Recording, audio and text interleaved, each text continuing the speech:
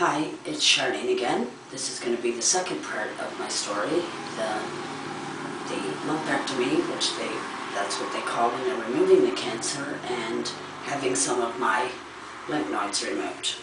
My lumpectomy was right there, and I had my lymph nodes removed from right here. You see that scar going from there to there, just to check to make sure I didn't have cancer, didn't spread over to that spot. And it took about 4 or 5 weeks for them to actually find out what type of cancer I did have, which it turns out I have a rare cancer called spindle cell carcinoma. And my lymph nodes were clean, which was a good thing for me. That was my first lucky episode. I had the lumpectomy done on July the 5th. All my family came with me because we live in a small town, Keswick, Ontario, and we're a very close-knit family, so it's good to have lots of support and lots of people that you can reach out to. I mean, you do go through depressing stuff in your mind, and really you're kind of almost alone, even though you do have family support, but no one can truly get into your mind and feel what you feel. I had the lumpectomy done, which then they told me afterwards, after I think I went to see my surgeon again, Dr. Chia, and approximately 3 to 4 weeks later, and we went into detail about what the regime was going to be, what steps I could take as far as radiation and chemotherapy and getting,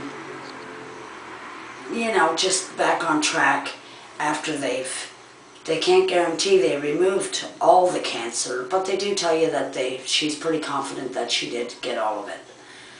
Then comes the chemotherapy and or radiation, depending on what you need. I ended up seeing an oncologist by the name of Dr. Wells. Very, very nice man at Princess Margaret. It's the only hospital I could go to because of the rarity of my cancer. Princess Margaret is rated one out of the top 5 in the world, so I was confident then there doing that. I met Dr. Wells in Newmarket. We consultated for approximately 2 hours regarding the radiation treatments and how they would go. And they were going to be starting on August the 18th, which was fine by me. Also, too, another thing you might want to, if you're going through cancer and you're afraid, like I told you in part 1, I have a phobia, and that is of the medical establishment, and I am terrified of needles.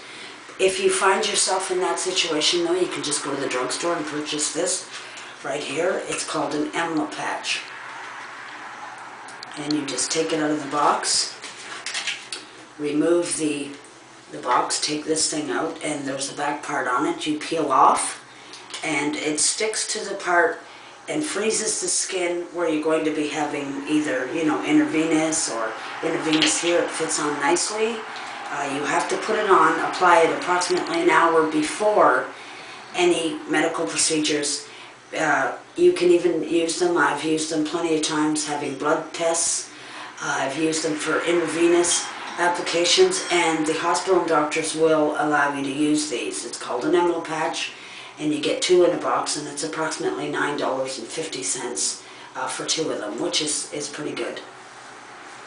And that's going to end out my lumpectomy part, and on part 3 we will be talking about my radiation therapy, and I will be showing you what my breast does look like after 5 weeks of radiation.